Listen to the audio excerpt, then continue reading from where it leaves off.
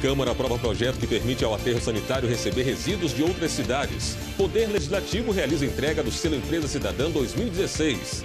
Jean realiza eventos para arrecadação de fundos para ajudar crianças especiais. E ainda, prevenção. Esse foi o foco da campanha de conscientização sobre a saúde masculina do Novembro Azul. Confira essas e outras informações no Notícias de Jacareí, que começa agora.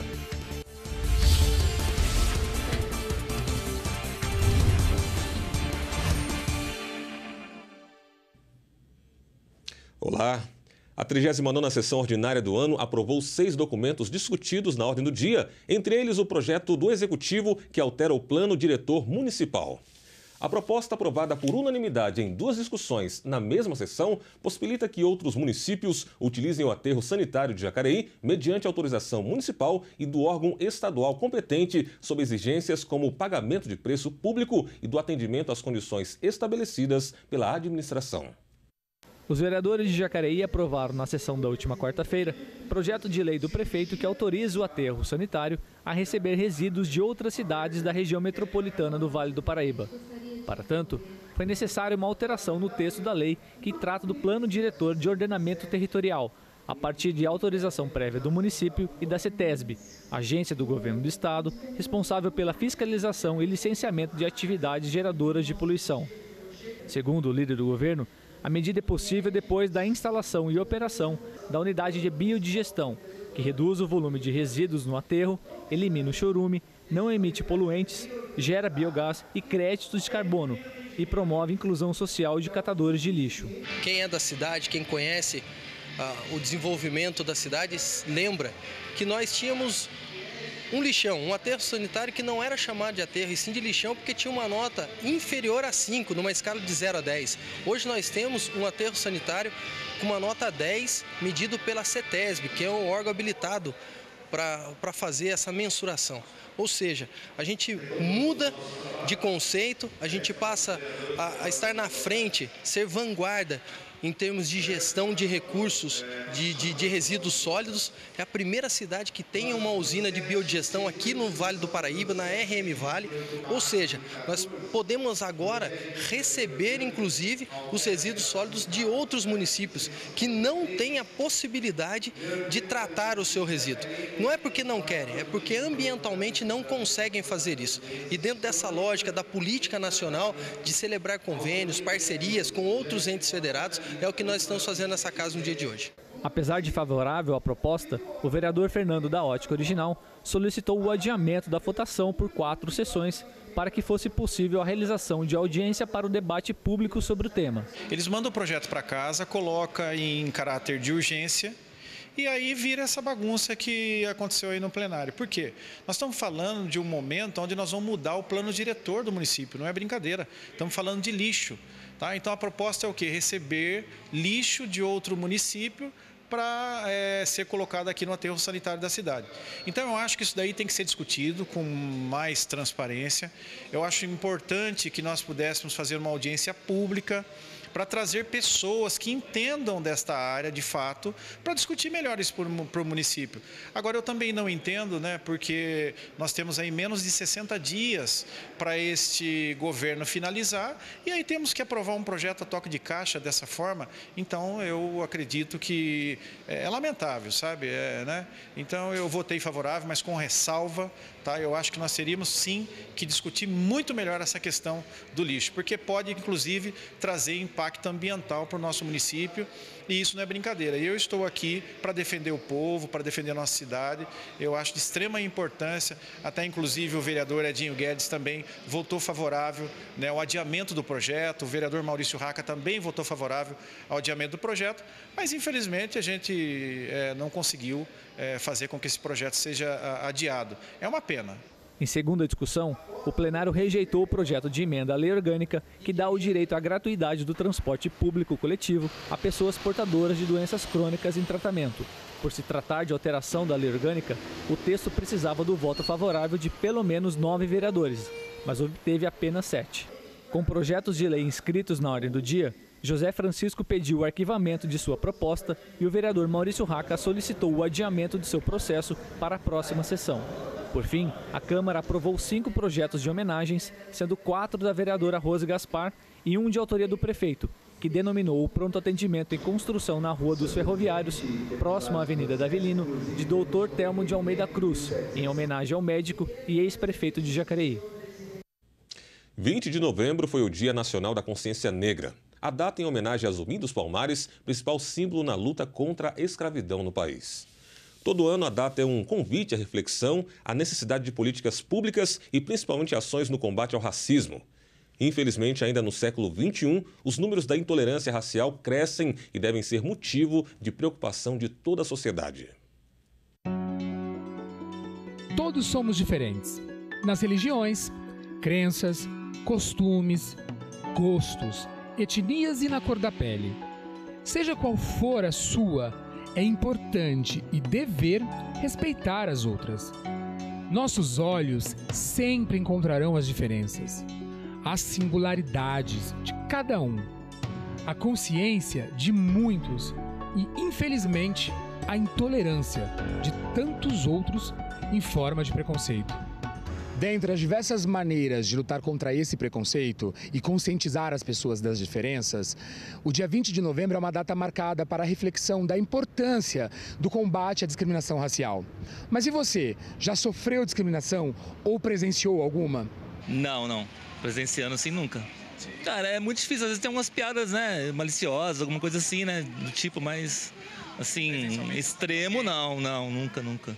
Já conheci minha amiga Daniele, ela é negra e ela sempre me conta o que ela passou, tanto na escola, brincadeira, esse preconceito recreativo que tem, de fazer piadinha com cabelo ruim, cabelo pichain. Eu acho que continua a mesma coisa, não tem aquela abertura, eles não abrem tanto para as pessoas de cor do que os outros, porque ainda tem um preconceito muito grande. Eu vejo muitas vezes, tem amigos meus que saem para procurar serviço, por esse de cor, eu tenho, igual meu marido sou eu com ele, meu marido não é de cor. O meu marido, muitas vezes, chama meu marido para fazer entrevista e eles não chamavam, porque é de cor por causa do preconceito. Você vê muito nisso, até na área para procurar serviço, tem um preconceito. O dia 20 de novembro é marcado como a conscientização negra. Comemora-se nesta data pela morte do Zumbi dos Palmares, líder mais conhecido do Quilombo dos Palmares, que representa uma figura histórica enquanto símbolo para os movimentos e a luta negra contra a escravidão no período Brasil colonial. Muitas coisas melhoraram, né, em relação ao nosso passado escravista, mas ainda temos muito o que fazer ainda. Então, reafirmo que o Brasil é um país com base racista. Como historiador, né, eu não acho interessante construir mitos e heróis. Para mim, a gente vê a história de forma coletiva. Quem fez o Quilombo, quem lutou pelo Quilombo foi a comunidade. Mas se faz necessário, no caso, ter o 20 de novembro, que é uma referência negra. É um símbolo de luta. Conhecemos a história do Sr. Nezir, de 78 anos, que nos conta que já sofreu diversas situações de preconceito. Eu me lembro quando eu tinha mais ou menos uns 17 anos por aí, eu estava até com alistamento para servir em Caçapava. E eu fui num clube ali na Rua 15, naquele tempo, era a Associação de São José dos Campos. Eu fui ali, eu notei, quando eu entrei, lógico, paguei a entrada, mas quando eu estava lá dentro, foi um cidadão lá, por sinal que ele já morreu. Eu falei com ele, ele foi lá falar comigo que eu não podia permanecer lá dentro. Eu perguntei, mas como? Eu paguei, não estou de graça. Mas eu acredito que aqui no Brasil existe, sim. Não está, assim, aparentemente aparecendo, mas atrás do pano, o preconceito está comendo sorte por aí. Segundo dados do IBGE de 2014, os que se declaram negros representam 54% da população brasileira. O IBGE também revelou que 10% dos brasileiros formam o grupo mais pobre do país, com renda média de R$ 130 por pessoa na família. Dentro dessa faixa, 76% são negros. Para a Suzete, que milita em Jacareí por direitos iguais para todos, a diferença da renda de um branco para um negro é expressiva. O IBGE divulgou aquela pesquisa de mobilidade socioocupacional. Veja, de cada jovem, para cada jovem com curso superior completo, cujos pais têm formação superior, o salário é em torno de 6.700. Mas quando esse jovem com curso superior completo, a partir de 25 anos, tem os pais sem nenhuma instrução, o salário baixa para cerca de 2.600. A mão de obra precarizada, que imposta pelo capitalismo, a mão de obra terceirizada, a mão de obra subempregada, a maior parte dos desempregados, a maioria dos desempregados, os 12 mil desempregados do país, é negra. Hoje, o Sr. Nezir é aposentado e não precisa mais concorrer dentro desse mercado de trabalho desigual. Para ele, praticar sapateado, ir nos bailes e até participar de concursos da terceira idade o faz esquecer o preconceito. Puseram para ser o rei da primavera. Para com isso, gente. Os amigos, vai, você tem gente para tudo. Acabei sendo o rei da primavera. Feliz na vida, né? Eu com toda essa idade, nunca vi um rei assim, negro, né? Que a conscientização do ser humano possa não acontecer apenas no dia 20 de novembro, mas em todos os dias do ano, não apenas com uma celebração de uma data, mas sim em verdadeiras ações. Contratação de serviços e compra de produtos. Muitas pessoas têm curiosidade de saber como funciona esse procedimento no órgão público. Saiba que todo cidadão pode e deve acompanhar todo esse processo por meio do site da Câmara e pelo portal da Transparência. Mas o repórter Ícaro Leal explica melhor como funcionam as licitações. Que o processo de compras da administração pública é um dos mais importantes da Câmara, todo mundo sabe. Mas o que ninguém imagina é o quanto de trabalho é necessário de preparação até a compra ser efetuada. Para adquirir algo, a Câmara precisa abrir um processo licitatório. São 6 opções de modalidades: concorrência, tomada de preços, convite, concurso, leilão e pregão. Elas variam de acordo com o valor do objeto desejado e também de acordo com o tipo de serviço prestado. A licitação, ela é o quê? Ela sempre busca uma maior vantagem para o órgão público. Então, você faz a licitação para você ter opções, para você saber, você pesquisa no mercado quanto a média daquilo que você quer, né, do produto, da prestação de serviço, e você faz a licitação objetivando lucrar, né, ter uma maior vantagem para a administração, que tem que contratar com menores preços. O pregão é a modalidade mais conhecida e rápida de todas elas, e tem diferenças básicas para as demais modalidades. O caso mais comum que nós temos aqui na Câmara Municipal é o pregão, que é para aquisição de bens e serviços comuns, simples, corriqueiros, por exemplo, material de escritório, combustível, para esses tipos de aquisição. Uma das peculiaridades do pregão é a inversão das fases das outras licitações. No pregão, primeiro a gente define o vencedor, a melhor proposta, e depois a gente parte para a parte da habilitação. Nas outras modalidades, você publica a classificação, a habilitação, aí depois você tem que agendar um outro dia se os representantes não estiverem presentes. E no pregão, não. O pregão é tudo muito rápido, tudo muito dinâmico. A gente acompanhou um dos últimos pregões que aconteceram em 2016, que foi a compra de cestas natalinas. Teve negociação de preços, conferência do produto e finalização da compra.